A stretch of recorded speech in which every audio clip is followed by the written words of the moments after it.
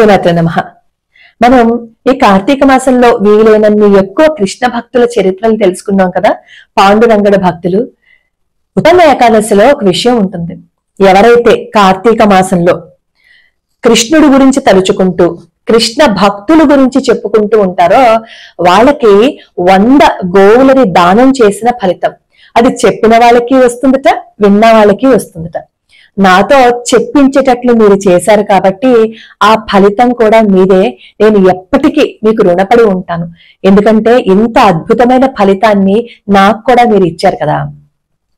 ఈ రోజు ఒక అద్భుతమైన చరిత్ర తెలుసుకుందాం. తెలుసుకునే ముందు నన్ను చాలా మంది ఏమడుగుతున్నారు అంటే పోలిపాడ్యమి పూజా విధానం అడుగుతున్నారు. అలానే కొన్ని ప్రశ్నలకి సమాధానాలు కూడా అడిగారు. అవి చెప్పేసి అప్పుడు కథలోకి వెళ్ళిపోదాం.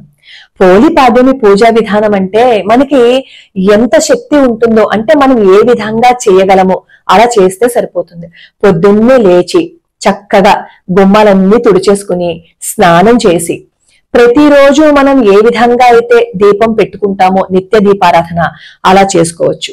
లేదు అంటే దామోదరుడికి పూజ చేయటం వచ్చింది అని అనుకోండి, వినాయకుడికి పూజ చేసి దామోదరుడికి పూజ చేసి పోలి స్వర్గం కథ విని అప్పుడు ఈ దీపాలని నీటిలో వదలాలి.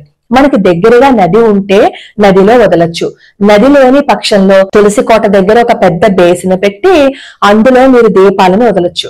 అరటి డొప్పలు ఉంటాయి కదా, అరటి డొప్పలను తీసుకుని దాని మీద ఈ బొడ్డు ఒత్తులు ఉంటాయి కదా, ఆ బొడ్డు ఒత్తులను ఏం చేస్తారు అంటే నేతిలో తడిపి దాని మీద పెట్టి మీరు ఆ దీపాలని వదలండి. కానీ ఈ దీపాలను వదిలేటప్పుడు ప్లాస్టిక్ కవర్లు గాని ప్లాస్టిక్ ఉంటాయి కదా డిస్పోజబుల్ గ్లాసెస్, వాటిల్లో పెట్టి వదలకండి. అసలు మన ఇంట్లో వదలడమే అంత శాస్త్రీయం కాదు. ఇంకా తప్పనిసరి పరిస్థితుల్లో మన మనసుకి ఊరట చెందుకోవటం కోసం ఇంట్లో వదులుతాం అనమాట. కాబట్టి పూజా విధానం మీ మనసుకి ఎంత ఆనందాన్ని ఇస్తుందో అంతలా మీరు చేసుకోవచ్చు. ఇలాగే చెయ్యాలని ఏం లేదు. పోలి కూడా అంతే కదా, తనకి ఉన్న దాంట్లోనే పూజ చేసింది కాబట్టి మీరు ఎలా అయితే చెయ్యాలి అని అనుకుంటున్నారో అలా పూజ చేయండి. అలాగే నివేదన ఏదైతే మీరు సమర్పణ చెయ్యాలి అని అనుకుంటున్నారో పొద్దున్నే కాస్త ఈ ఎండు ద్రాక్ష ఇవన్నీ ఉంటాయి కదా, అరటి పళ్ళు, ఇవన్నీ నివేదనగా సమర్పణ చెయ్యండి. ఒకవేళ మీరు బయటికి వెళ్లి దీపాలు వదిలినట్లయితే దీపాలు వదిలేశాక శివాలయానికి వెళ్ళండి. ఒకవేళ అలా గనక వీలు లేకపోతే ఇంట్లో దీపాలు వదిలేసిన తర్వాత ఒకసారి శివాలయానికో లేదు అంటే విష్ణు ఆలయానికో వెళ్ళిరండి. 365 ఒత్తులు ఆ రోజు వెలిగించుకోవచ్చు. 5వ రోజు స్నానం చేసిన వాళ్ళు 365 ఒత్తులు వెలిగించుకోవచ్చు అని అడుగుతున్నారు. వెలిగించుకోవచ్చు 5వ రోజు స్నానం చేసిన, కాకపోతే ఎటువంటి ఇబ్బంది ఉండకూడదు. ఒకవేళ ఇబ్బంది ఉంటే కనుక పంచగవ్య ప్రాసనం చేసుకుని వదులుకోవచ్చు. 31 ఒత్తుల కట్ట కూడా ఆ రోజే వెలిగించవచ్చు, లేదు అంటే అమావాస్య రోజున వెలిగించవచ్చు. ఇవన్నీ నేను వీడియోలో నిన్న చెప్పాను, కానీ మళ్ళీ అడిగారు అని చెప్పి మళ్ళీ ఈ వీడియోలో చెప్తున్నాను. సరే, అద్భుతమైన చరిత్ర తెలుసుకుందాము అని చెప్పాను కదా. బన్సీధరుడికి ఎక్కడి నుంచో అద్భుతమైన పాటలు వినిపిస్తున్నాయి.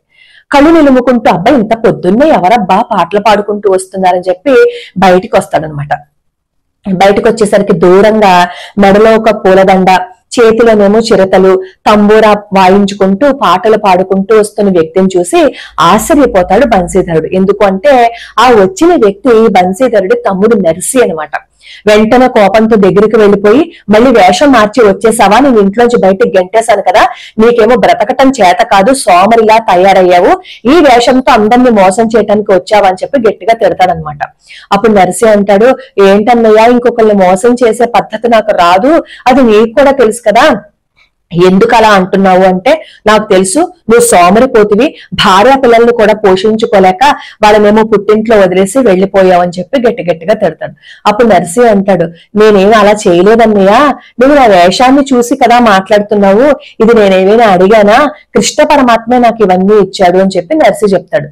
వేషాలు వేయకు, భక్తి పేరుతో అందరినీ మోసం చేయాలని అనుకుంటున్నావా, నీ వేషం ఇలా ఉంటే అందరూ నమ్మేస్తారా, కృష్ణుడు ఇచ్చాడని చెప్పేస్తే నేనేమైనా నమ్మేస్తాననుకున్నావా, మోసం చేయకు, భక్తిగా ఉంటే చాలు, ఈ వేషం ఏం అవసరం లేదని చెప్పి గట్టిగా తిడతాడు బన్సీధరుడు.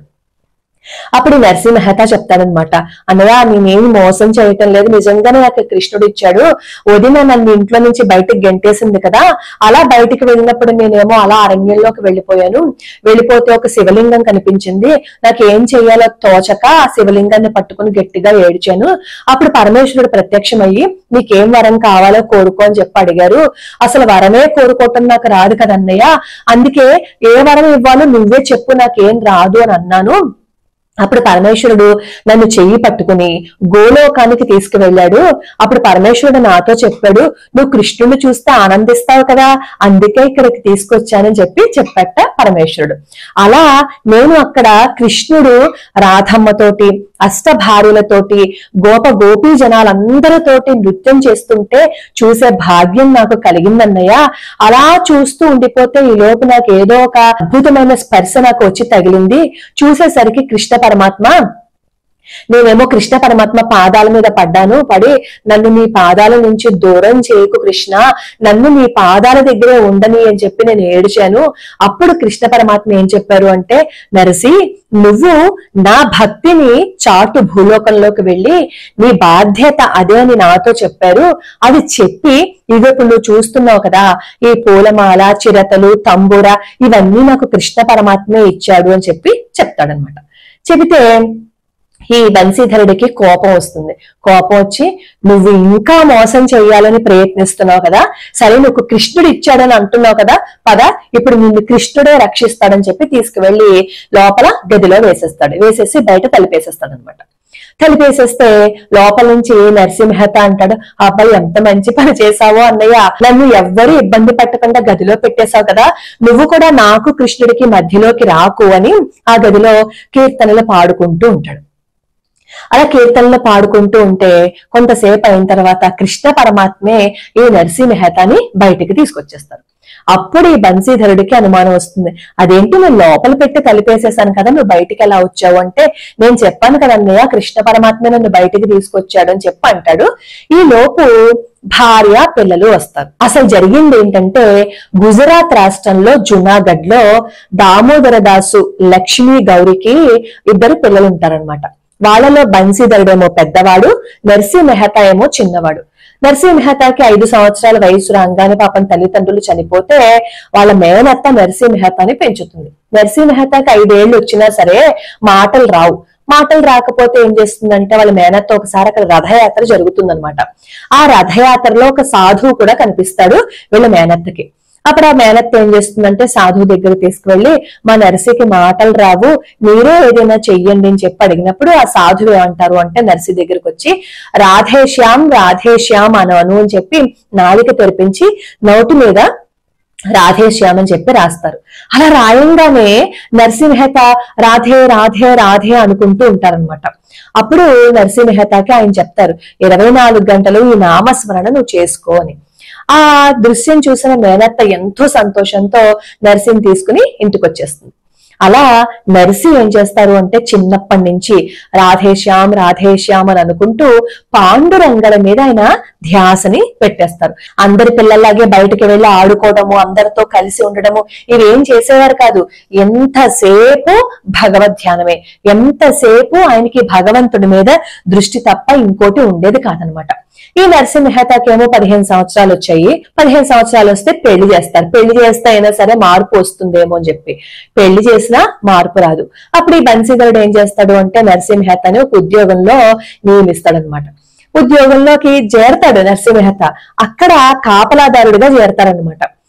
అక్కడ కూడా కృష్ణ పరమాత్మని ధ్యానిస్తూనే ఆయన కీర్తనలు పాడుకుంటూ ఉండి ఆయన యొక్క డ్యూటీని మర్చిపోతే కృష్ణ పరమాత్మ నరసింహ మెహతాకి మారుగా వచ్చి అక్కడ కాపలాదారుగా ఉద్యోగాన్ని చేస్తారనమాట. సరే నరసింహ మెహతా మరి ఉద్యోగం చేయకుండా ఆగిపోయాడు కదా, వెళ్లకుండాను. కానీ తన పనిని కృష్ణ పరమాత్మ చేశారు కదా. తర్వాత ఈ విషయం నరసింహ మెహతాకి తెలుస్తుంది అనమాట. అదేంటి, నేను పనిలోకి వెళ్ళకపోయినా వాళ్ళెవరూ నన్ను ఏం అనలేదు, పైగా వచ్చావు అంటున్నారు ఏంటి అని చెప్పి అంటారు. కాదు, నువ్వు వచ్చావు అని చెప్పి వాళ్ళు చెప్తే అప్పుడు అనుకుంటాడనమాట నరసింహ మెహతా, అయితే కృష్ణుడే వచ్చాడనమాట నన్ను ఆపద నుంచి బయటికి పంపించడానికి అని చెప్పి అనుకుని అప్పుడు బాధతో కుంగిపోతాడు. కృష్ణ, నీకెన్నో పనులు ఉంటాయి కదా, ఆ పనులన్నింటినీ నా కోసం ఆపేసుకుని నువ్వు వచ్చావా? నువ్వు కాపలాదారుగా ఉన్నావా కృష్ణ? నేను ఎంత తప్పు చేశాను, ఈ ఉద్యోగమే లేకుండా ఉండుంటే నువ్వు నా కోసం ఇలా వచ్చి ఉండేవాడు కాదు కదా, నిన్ను ఇబ్బంది పెట్టేవాడిని కాదు కదా కృష్ణ అని చెప్పి ఏడుస్తూ ఆ ఉద్యోగం మానేస్తాడు. ఉద్యోగం మానేసి ఇంటికి వచ్చేస్తాడు అనమాట. మరి ఉద్యోగం మానేస్తే అసలే కోపంతో ఉన్న వాళ్ళ అన్నగారు ఊరుకుంటారా?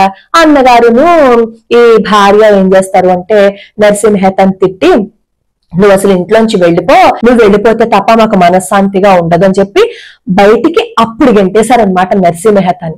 అలా గెంటేసిన నరసింహత భార్యా పిల్లల్ని ఏం చేస్తారు, పుట్టింటికి పంపించి ఒక 10 రోజులు ఉండి రండి అని చెప్పి భార్యా పిల్లల్ని పంపించేసి ఈయన అరణ్యంలోకి వెళ్లారనమాట.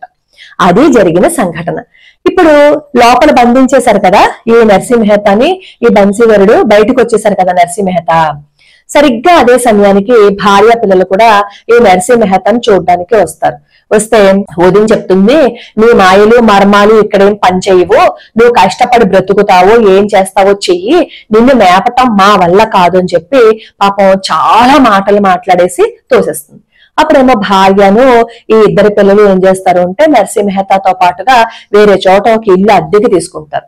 ఈ నరసింహతకి 2 పిల్లలు, కువరీబాయి, శ్యామలదాసు. ఈ నలుగురు ఊరవతలేమో ఒక ఇల్లు అద్దెకి తీసుకుని అందులో ఉంటూ ఉంటారు. కానీ నరసింహతకి సంపాదించడం రాదే, అతనికి బయట ప్రపంచంలో బ్రతకటం రాదు కదా, అసలు ఏ మాత్రము ప్రయత్నమే చేయకుండా అలా కూర్చుని కృష్ణుడిలో లీనమైపోతాడనమాట. ఈ నరసింహత భార్య అన్ని పనులు చేసుకుని కాస్త తినడానికి దానికి సంపాదించుకుంటూ వస్తుంది. అప్పట్లో చిన్నతనంలోనే వివాహాలు చేసేసేవారు కదా, అలా ఈ కువరీబాయికి కూడా చిన్నతనంలోనే వివాహం చేసేస్తారు. వివాహం చేసేస్తే అత్తారింటికి వెళ్ళిపోతుంది. కొన్ని రోజులు అయిన తర్వాత ఈ కువరీబాయి పెద్ద మనిషి అవుతుంది. పెద్ద మనిషి అయితే మరి ఇంట్లో అందరూ వస్తారు కదా, వచ్చిన వాళ్ళందరికీ అన్ని చూడాలి, అలాగే వియ్యంకుడికి వియ్యాల వారికి అన్ని సారీలు అవి పంపించాలి. పైసాయమో నరసింహత దగ్గర లేదు, సారీ ఎక్కడ పంపిస్తాడు ఇంకా? సరే, ఈ అత్తగారు వాళ్ళందరూనేమో కువరీబాయిని తిడుతూ ఉంటారు, మీ నాన్న దగ్గర పైసా లేదు, పైసా లేకుండా సారీ అలా తీసుకొస్తాడు, మేము అడుక్కునేవాడు కూతుర్ని మేము పెళ్లి చేసుకున్నాం అని చెప్పి ఇంకా నానా నిష్ఠూరాలు పెట్టేస్తారు కదా. ఏదైనా లోటు చేస్తే అప్పుడు కువరీబాయి వచ్చి తండ్రితో ఉంటుంది, నాన్న ఏది తీసుకురాలేదు కదా, మా అత్తగారు వాళ్ళు తిడుతున్నారు నాన్న, నా బ్రతుకు ఇంతేనా, సరే నాన్న నీతో పాటు నేను కూడా వచ్చేస్తానని చెప్పి ఏడుస్తుంది అనమాట.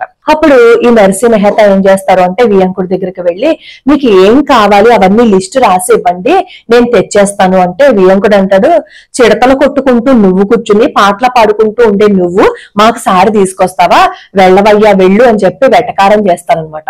అప్పుడు నరసింహత అంటారు, లేదు లేదు మీకు ఏం కావాలో అవన్నీ రాసి ఇచ్చేయండి నాకు అంటే మొత్తం అంతా లిస్టు రాసి ఇచ్చేస్తాడు వియ్యంకుడు.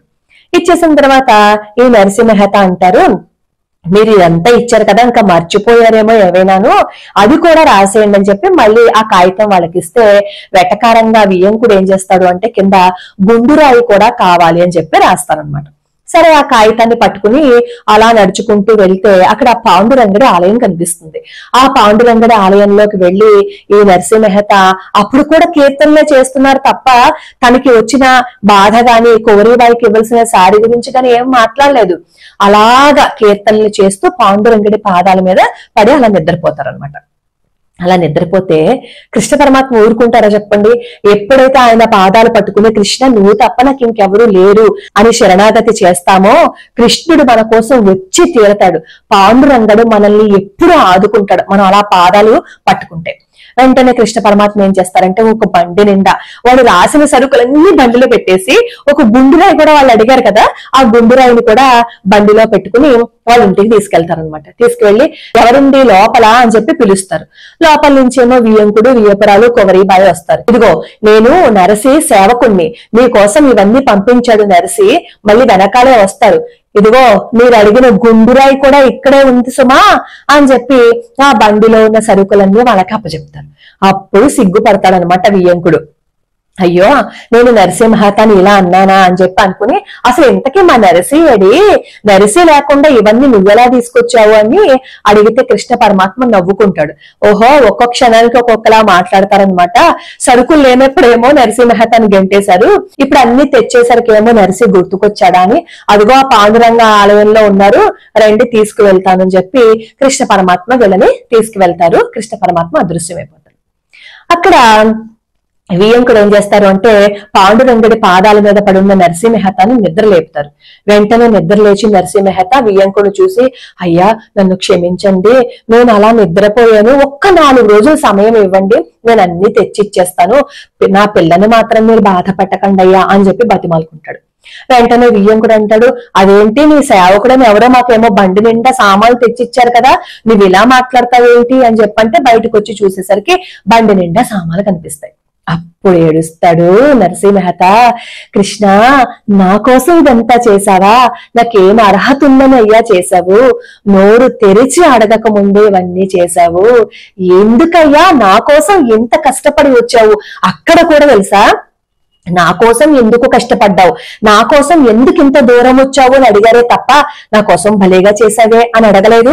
ఆయనకి కష్టం వచ్చినప్పుడు కూడా నాకు ఇది చెయ్యి అని చెప్పి కృష్ణ పరమాత్మని అడగలేదు. సరే, ఇదంతా ఊరందరికీ తెలిసిపోతుంది. నరసింహతనేమో అందరూ చాలా గొప్పగా పొగుడుతూ ఉంటారు. అలా ఒక గొప్ప పేరు తెప్పించుకున్నప్పుడు వాళ్ళ మీద మిగతా వాళ్ళకి కొంతమందికి కోపం వస్తూ ఉంటుంది కదా. ఆ ఊళ్ళోనే సారంగధరుడు అనే ఒక పండితుడు ఉండేవాడు. ఆ సారంగధరుడు ఏం చేస్తాడు అంటే జునాగఢ్ చక్రవర్తి దగ్గరికి వెళ్లి, ఇదిగో నరసింహతనేమో కృష్ణుడు ప్రత్యక్షమయ్యాడు, నేనేమో కృష్ణుడు రాసలీలలన్నీ చూశానని చెప్పి ఊరందరినీ మోసం చేస్తున్నాడు, కాబట్టి మీరు అతని మీద చర్య తీసుకోవాలి అని చెప్పంటే ఈ జునాగఢ్ చక్రవర్తి ఏం చేస్తారు అంటే నరసింహతని తన ఆస్థానానికి రప్పిస్తారు. రప్పించి, నువ్వేమో అందరికీ కృష్ణలీలలు చూశానని చెప్తున్నావంట కదా, ఇప్పుడు చూపించు కృష్ణలీలలన్నీను అంటే నరసింహత అంటారు, అది నా స్వంతము, అది నా వ్యక్తిగత విషయము, నేను ఎలా చూపిస్తాను, ఇప్పుడు నేను చూపించలేను అంటే నువ్వు చూపించకపోతే ఇక్కడి నుంచి నువ్వు కదలవు అని చెప్పి పట్టుబట్టేస్తాడు అనమాట. అప్పుడు మళ్ళీ ఆయనకు వచ్చిందంటే కృష్ణుని పిలవడానికి కీర్తనలే కదా, మళ్ళీ కీర్తనలతో అలా కృష్ణ పరమాత్మ ధ్యానం చేస్తూ ఉంటే అందరూ చూస్తూ ఉండగా కృష్ణ పరమాత్మ ఈ నరసింహత మెడలో దండ వేస్తారు. అప్పుడు ఆ చక్రవర్తి కళ్ళు తెరుచుకుంటాడనమాట. నేను తప్పు చేశాను అని చెప్పి నరసింహత పాదాల మీద పడతాడు. కానీ ఈ సారంగధరుడికి మాత్రం ఇంకా బుద్ధి రాలేదు. బుద్ధి రాకుండా ఎలా అయినా సరే ఈ నరసింహతని అవమానించాలి అని అనుకుంటాడు అనమాట. ఒకరోజు ఈ నరసింహత కొడుక్కి సంబంధం వస్తుంది. మదన్ మెహతా అని ఆయన సంబంధం కలుపుకోవడానికి వస్తారనమాట. సంబంధం కలుపుకోవడానికి వస్తే ముందు ఆ ఊళ్ళో ఈ నరసింహత ఎవరు, ఎలాంటి వాడు అని చెప్పి అన్ని తెలుసుకుంటారు కదా. అలా తెలుసుకోవటం కోసం సారంగధరుడి దగ్గరికి వస్తారు. సారంగధరుడు అంటాడు, అబ్బా నరసింహత చాలా గొప్పవాడు, బోల్డంత డబ్బు ఉంది, మీకు ఎంత కావాలంటే అంత ఇస్తాడు, మీ సంబంధం కలుపుకోండి అని చెప్పి అంటాడు. సరే, వాళ్ళు చెప్పారు కాబట్టి నరసింహత దగ్గరికి వచ్చి కూతురికేమో సంబంధం మాట్లాడుకుంటాడు. కూతురికి సంబంధం మాట్లాడేసుకున్నారు. ఆ తర్వాత ఈ సారంగధరుడు ఏం చెప్తాడు అంటే ఈ మదన్ మెహతా దగ్గరికి వెళ్ళి, నీ కూతురికి సంబంధం పెట్టుకున్నావు కదా, అసలు పైసా కూడా లేదు, అలాంటి వాడితో నువ్వేమో సంబంధం ఒప్పుకున్నావా అని చెప్పంటే, అదేంటి ఆ ఊళ్ళో ఉన్న ఒక ఆయనేమో నాకేమో ఆయన చాలా గొప్పవాడు అని చెప్పి చెప్పారు కదా, ఇప్పుడు డబ్బులు లేవు అని చెప్తున్నారేంటి అంటే, వెళ్ళి అడుగు, అతన్నే అడుగు అని చెప్పి సారంగధరి మనిషి చెప్తాడనమాట.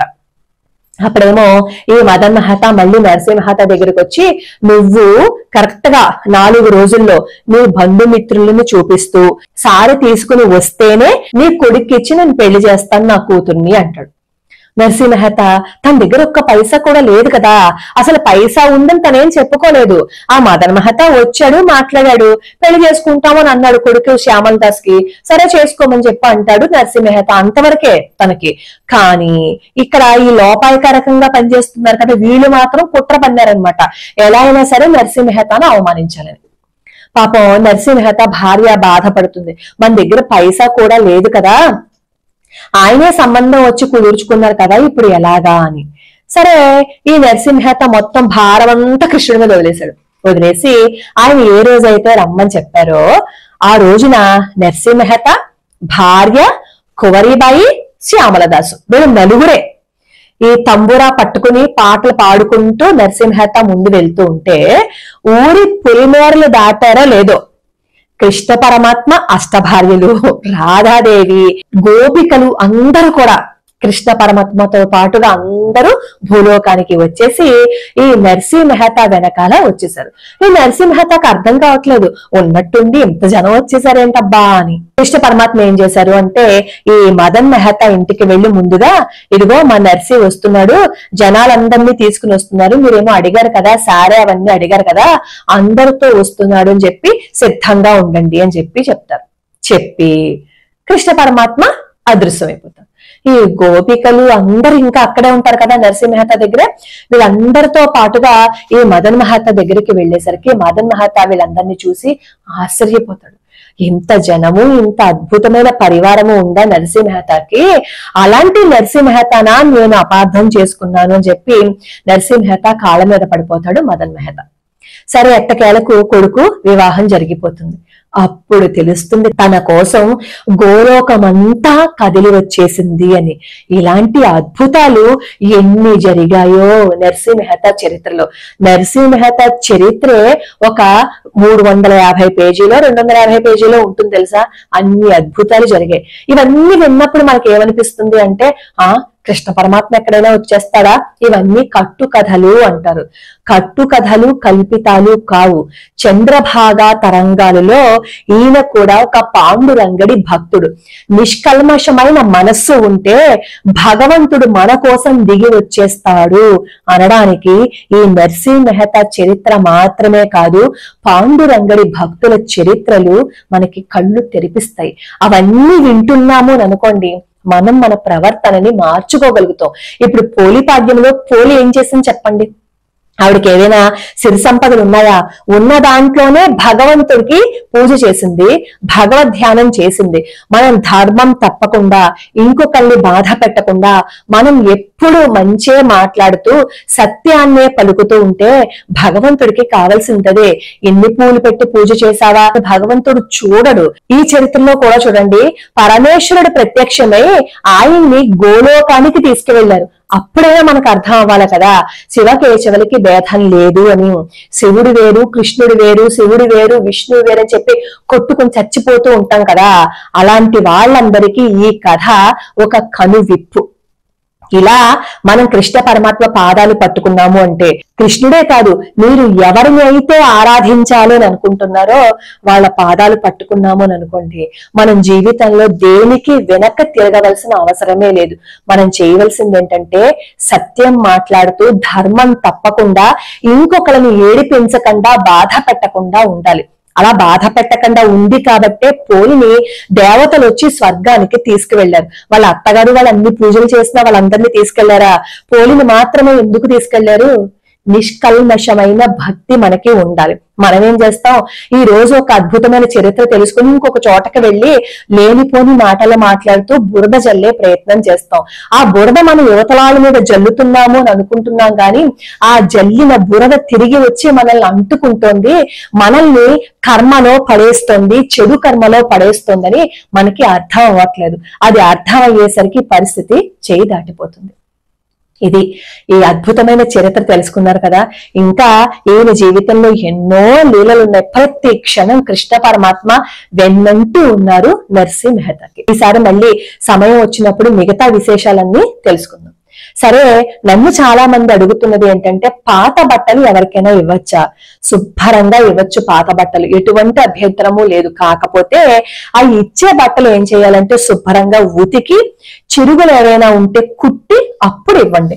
అంతే తప్ప ఉతకకుండా మనం వేసేసుకునేవి వాళ్ళకి ఇచ్చాము అని అనుకోండి, బద్ధకంగా దరిద్రం చుట్టుకుంటుంది. అలాగే చిరిగిపోయినవి కూడా ఇవ్వకూడదు, కుట్టేసి మాత్రమే ఇవ్వాలి. కార్తీక మాసంలో గాని మార్గశిర మాసంలో కానీ ఎవరికైనా వస్త్రదానం చేశాము అంటే మంచిది. కొత్త బట్టలు ఇస్తే మంచిదే. మన దగ్గర శక్తి లేనప్పుడు ఉన్న బట్టలనే సద్వినియోగం కూడా చేయొచ్చు. మీ దగ్గర ఏమైనా పాత దుప్పట్లు గాని పాత రగ్గులు గాని ఉంటే వాటిని శుభ్రంగా ఉతికేసి అప్పుడు ఇంకొకరికి ఇవ్వండి. అలానే ఊరు వెళ్ళినప్పుడు ఇంట్లో శివలింగాలు అవన్నీ ఉంటాయి కదా, వాటిని ఏం చెయ్యాలి అని అడుగుతున్నారు. ఎందుకంటే 5 రోజులు నివేదన పెట్టడానికి కుదరదు కదా అని. అలా ఉన్నప్పుడు ఏం చేస్తారు అంటే వాటిని బియ్యంలో గాని నీళ్లలో గాని పెట్టండి. లేదు అంటే మన దేవతార్చన దగ్గర ఒక డబ్బా నిండా పెసరపప్పును కూడా మనం పెట్టచ్చు. లేదు అంటే ఆ దేవతారాధనని మనతో పాటుగా తీసుకుని వెళ్ళొచ్చు. మీకు ఏది సౌలభ్యంగా ఉంటే అలా చేసుకోండి. లోకా సమస్త సుఖినో భవంతు, సర్వే జనా సుఖినో భవంతు.